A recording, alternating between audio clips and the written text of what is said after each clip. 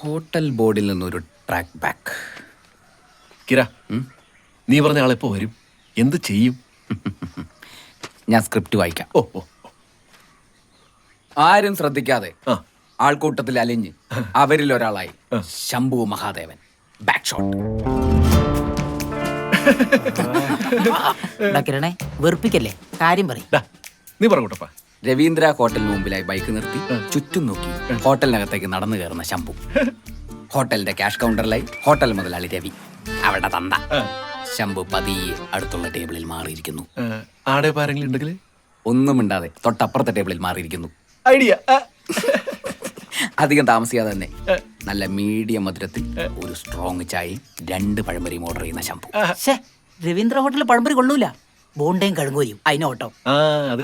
എടാ ഞാനിതൊന്ന് തീർത്തോട്ടെ.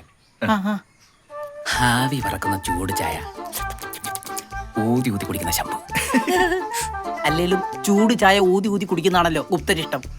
ചൊരണ്ടിയതല്ലേ അമലെ. എടാ, ഓന്റെ പ്ലാനിങ് ഒന്ന് മൊത്തം പറഞ്ഞോട്ടെ. നീ കുറച്ചൊന്നും മിണ്ടാണ്ട് നിൽക്ക്. ഓ ആയിക്കോട്ടെ. ചായ മഴപരിയും കഴിച്ച ശേഷം ക്യാഷ് കൊടുക്കാനായി കൗണ്ടറിലേക്ക് നടക്കുന്ന ശംഭു. അയാൾ പേഴ്സ് പുറത്തെടുക്കുന്നു. ചായക്കും പഴംപരിക്കും മൊത്തം 32 രൂപ. അയാൾ 4 10 നോട്ടുകൾ പുറത്തെടുക്കുന്നു. അതിൽ നിന്നും മറ്റൊന്നുകൂടി പുറത്തെടുക്കുന്നു. ബിബീഷ് പാലന്റെ ഒരു പാസ്പോർട്ട് സൈസ് ഫോട്ടോ. അതിവിദഗ്ധമായി ആ ഫോട്ടോ ആ നോട്ടുകൾക്കിടയിൽ ഒളിപ്പിക്കുന്നു. നേരെ മുതലാളി രവിയുടെ കൈകളിലേക്ക്. ശേഷം ഇത് ബിബീഷിന്റെ ഫോട്ടോ അല്ലേ? ബിബീഷിനെ നിങ്ങൾക്ക് അറിയാ? ബിബീഷനെ അറിയാമോന്ന്? അവനെ അറിയാമെന്ന് പറയുന്നതേ നാണക്കേടാ. എന്തെന്നാ നിങ്ങൾ ഈ പറയുന്നത്? അവനെ പറ്റിട്ട് നാട്ടുകാർക്ക് അങ്ങനെ ഒരു അഭിപ്രായം ഇല്ലല്ല. അവനെ പറ്റി നാട്ടുകാർക്ക് ശരിക്കും അറിയില്ല.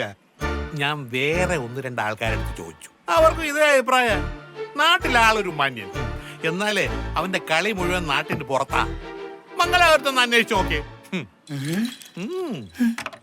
എന്തെന്നാന്ന് പറയൂ.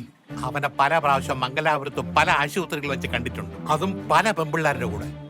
എന്താണെന്ന് പറയേണ്ട കാര്യമില്ലല്ലോ. എന്തിനാ ഇതൊക്കെ പറയേണ്ട കാര്യമുണ്ടോ? അത് തന്നെ ചേട്ടൻ ഉദ്ദേശിക്കുന്നതന്നെ. ദൈവ, നിങ്ങളെ ദൈവ ഇവിടെ കൊണ്ടുവന്ന് എത്തിച്ചത്. ദൈവ, അങ്ങനൊന്നുമില്ല, ഒരു ഉപകാരം.